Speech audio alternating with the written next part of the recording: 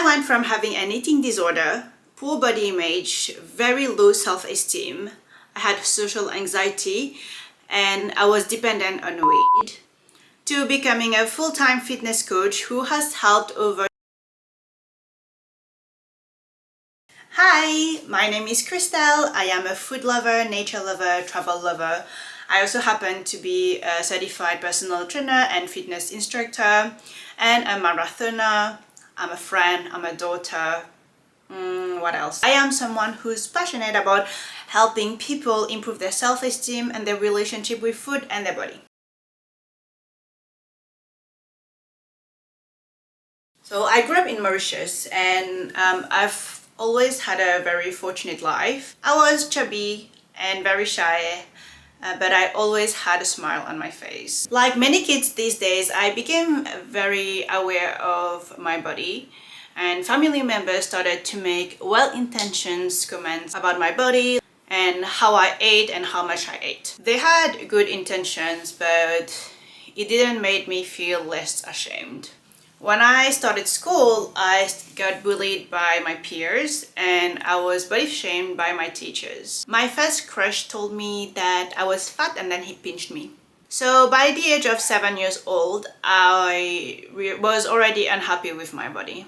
I remember when I was 9 years old, I participated in my school's cross country and I finished last, and because of that I was teased by my peers. Eventually, when I started high school, I naturally lost the weight as I went through puberty and I increased my physical activity. And when this happened, I received so many compliments by friends, family members, and I started getting more attention from boys and I started making more friends. So what did this teach me at such a young age is that if I'm slim and skinny, people are going to treat me better. So gaining weight became one of my biggest fears. So before I continue, I also want to add that I had a great childhood and I have the best parents. They always made me feel safe and loved, and they always embraced my love for food and my chubbiness as a kid. Even when they saw that I didn't want to eat, they encouraged me to eat because they wanted me to be healthy. They always did the best they can with what they knew.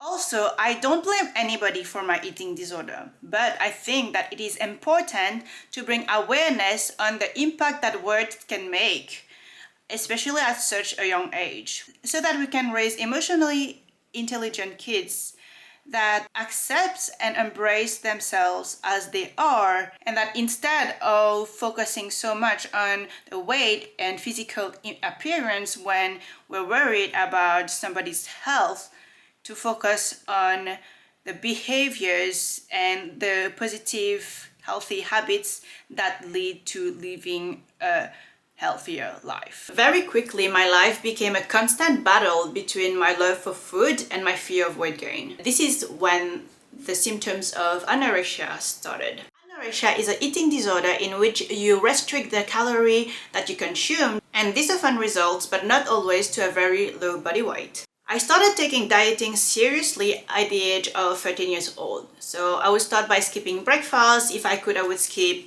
dinner as well, and sometimes I would feed my school lunch to my dog. I would Google my BMI every week, and if I saw that I was in the healthy range, it meant that I was not skinny enough. For me, I had to be below healthy weight, so I would weigh myself multiple times a day just to make sure that I was underweight. And then I would become ravenous at night and would eat everything in sight just to be filled with shame and guilt. For me, controlling how I ate and how I looked was a way for me to cope with difficult emotions. One day I googled how to lose 2 kilos in 1 week, and I found this military diet, which is an 800 calorie meal plan, and that is less than the recommended amount for a toddler. So I downloaded MyFitnessPal and I started tracking. And if I had eaten more than what I had planned for myself, that voice inside my head, and I called her my inner bitch, would tell me that I have no self-control, no self-worth, and that's when I would be in that restricting binging, and purging cycle. And these are symptoms of bulimia.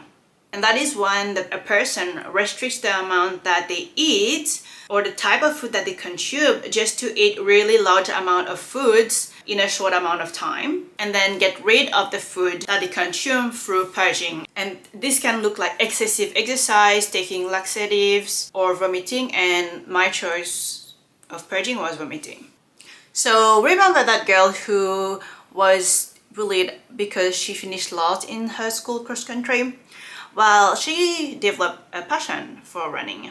I got qualified to represent my school in the regional cross country, and I would go for a 5-kilometer run every single day because I loved it and I wanted to do well. I remember dreaming that one day I would run a marathon. The problem was that I was surviving on an 800-calorie diet, and my period was out of whack. I knew deep down that what I did was not normal, but I had never heard of anybody do that before. I had never heard of the term eating disorder. I just knew that I should not do that. So I kept quiet. I didn't tell my parents, I didn't tell my friends. Nobody knew about that.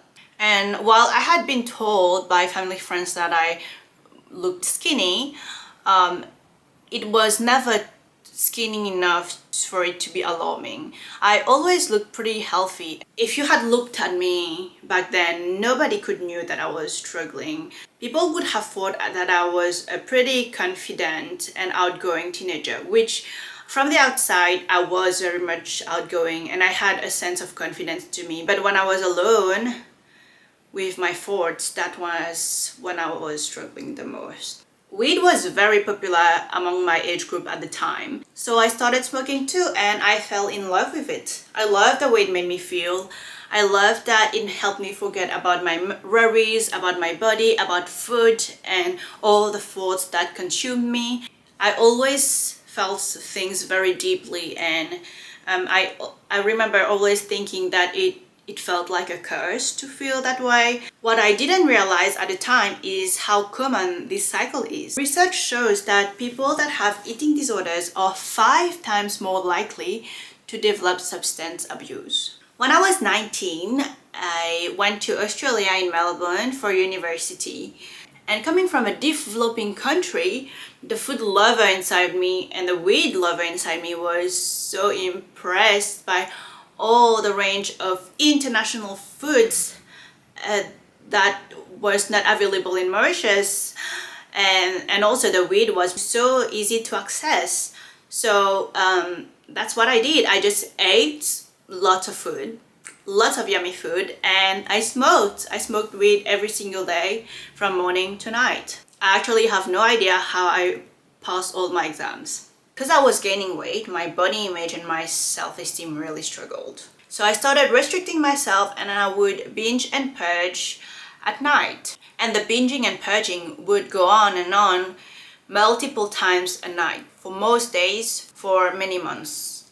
At the time, the inner bitch inside me was so loud. I would feel numb when I was eating and then be filled with guilt. I stopped purging my food when I met David, who's now my fiancé. He's the first person that I ever confided in and told him what I was struggling with in secret. And so he was worried. He thought it was not normal. So every day he asked me if I had purged, and because I didn't want to lie to him, I have not purged since. However, my obsession with my weight, food, and the restrictive eating patterns continued. I did no exercise because it just felt like a punishment. And at the time I was working overnight shifts at McDonald's while studying. I would still smoke weed every day, even though not all day. I love techno and psytrance music, so I would go to these techno parties every week or every fortnight with my friends. Eventually, I started experiencing anxiety symptoms, particularly social anxiety symptoms. I would wake up feeling out of breath, and the thought to go out and meet people, even my closest friends, would just make me panic. I remember thinking, as I was in a room filled with people, everyone thinks I'm weird. They think I'm weird. I'm so weird. Every week I would start crying for no specific reason, and it was affecting my relationships too. You see, I was unhappy, but I was also very shameful for feeling that way because I knew how fortunate I was to be able to be there in Australia. And so I felt like I didn't have the right to feel that way about myself. In the beginning of 2020, David and I spent 2 weeks in Tasmania for holiday, and we hiked every single day. Just movement in nature. And I just remember feeling so alive. My mind felt free from worries, and the confidence that I was gaining from conquering each mountain. So by the end of that trip, I felt more healed, and I realized that I had to keep movement as part of my life. But right after coming back from Tasmania, the first COVID lockdown was announced in Melbourne. And my reaction to this was, this is the perfect time to make a change. I saw this as an opportunity. Staying home meant less social anxiety, more time meant that I could focus on myself, heal my relationship with food, and build an exercise routine. I hated how I was becoming, but I knew that I could be more.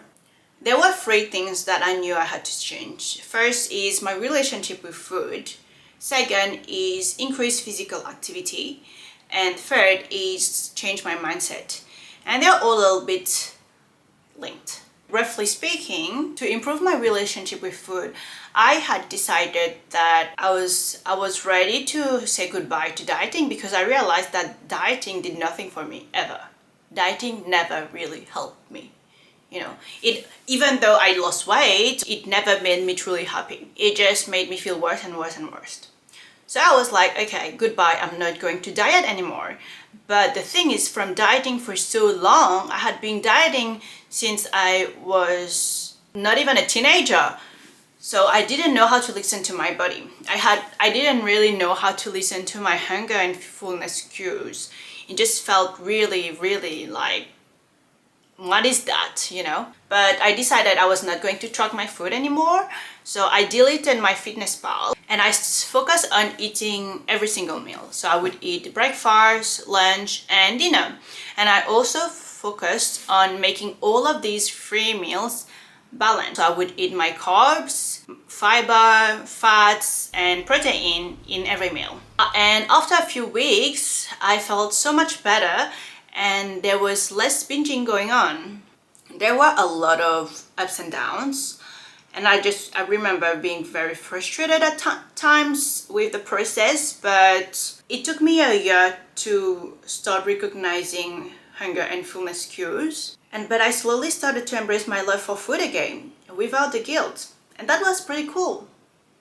Physical activity. So I had made a promise to myself that I was going to exercise for 10 minutes every single day, with the goal of getting stronger. Not to become smaller, but to get stronger and to feel better.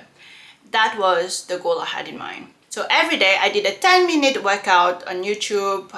After a week, 10 minutes became 15 minutes, 15 minutes became 20 minutes, and then it became 3 30-minute sessions. And I would try different kind of things. I would do like yoga, Pilates, HIIT, cardio, strength training. I just had fun with it. Just had fun trying different things.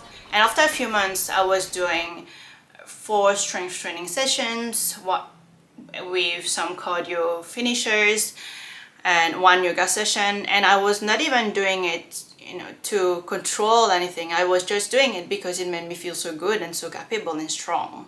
What exercise helped me build is self-trust. Just showing up every day and seeing the results, the progress in my strength, my cardiovascular fitness, and eventually my appearance, and just how I felt in general, it really empowered me in every other aspect of my life. It just felt like it was the first time where I truly did something for myself. Not out of fear of judgment, not to fit into body standards, but for myself. I just wanted to feel better and stronger mindset. So I had recognized that I had a lot of negative self-talk, that I talked poorly about myself, that I started feeling jealous of different things, different people in my life. I was comparing myself to a lot of people. I knew I had a poor poor self-esteem. I knew it. I knew I had bad body image, negative thoughts. I knew I was anxious. I knew it. So I bought a small diary and I started a gratitude practice. I started by writing 3 things that I was grateful for every single day. And this could be just very, very tiny things like I'm grateful that I get to eat, that I have a home. And I wrote empowering affirmations like I am strong and capable. I remember writing I am strong and capable multiple times a week for quite some time. I would also write my feelings, my frustrations while trying to make sense of them. And I would also write down my wins. So for example, I would write, I am grateful that I was able to do my first push-up yesterday. I'm grateful for my body because it allowed me to run. I'm grateful for my body because I was able to go hiking with David. By the end of 2020, I was a completely different person. I even stopped smoking or partying. The year that followed, I joined the gym and I stayed consistent with my 3 components of change. Eventually, I started working with a gymnastics/strength coach who inspired me to become a personal trainer. And that is also the year that I ran my first half marathon. By the end of 2021, I had already started my personal training certification and I had gotten a job in the fitness industry in the sales and customer service team. By the end of 2022, I became a group fitness instructor.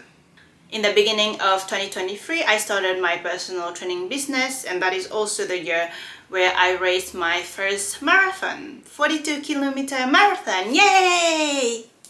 Since then, I have coached nearly 300 people, either one-on-one and in group settings in person. And I can genuinely say that this is the most fulfilling job that I've ever had. The people that I get to meet, the relationships that I get to build, the things that I get to teach, and the transformations that I get to see is pretty awesome. However, as my personal training business grew and as I met more and more women that struggled with disordered eating and their relationship with food and their body, I realized that there's something that I was not doing. You see, I became a personal trainer because of the girl that I used to be. And I wanted to help others who were in the same position that I was. I wanted to help my previous self. The truth is that I have felt so alone in this journey, and the recovery was not linear. I have never felt understood by the people around me, the people that are close to me. My biggest inspirations and my sources of hope were the people that I watched on YouTube. It was the people that shared their own story that I could relate to. I felt inspired by the good fitness coaches that did not speak the language of diet culture. And they inspired me to see my body as more than what it looks like. So here I am, finally doing what I had ought to do. My goal on this platform is to help you feel less alone by sharing my story, to educate you on what I've learned on my own journey and from clients that I have worked with, and to share with you the skills that I have gained from my work as a personal trainer and from my own personal fitness journey, so that you can let go of your inner bitch and regain control of your life. So I wanted to add that I have never been diagnosed with an eating disorder, but that doesn't mean that it was less real. It doesn't mean that it was less valid. And I honestly believe that one of the reasons why the adults around me didn't pay more attention to my eating behaviors or attitudes towards food and my body is because there's really poor knowledge and education around eating disorders in Mauritius. And there's also really big stigma on mental health illnesses in Mauritius. So if you can relate to any feelings or symptoms that I've shared today and you're not officially diagnosed, you deserve to receive help. If your thoughts around food and your body are preventing you from living your life or your day-to-day, then it is worth getting helped. Here we are. This is my first time posting a talking video like that on YouTube, and it was also my first time so publicly telling my story. So please be kind in the comments, and if you don't have anything kind to say, just keep it to yourself. I hope this helped. Give me a thumbs up if you want to see more content like this. It will be very encouraging to me. If you're looking for online fitness coaching, please check out my website, and I offer free consultation to see if we're the right fit for each other. Follow me on TikTok, Instagram, and subscribe to my YouTube channel if you want to see more content like this, and I'm planning to post more workouts as well. Thanks for listening. Stay grateful for your body and everything else around you. Ciao!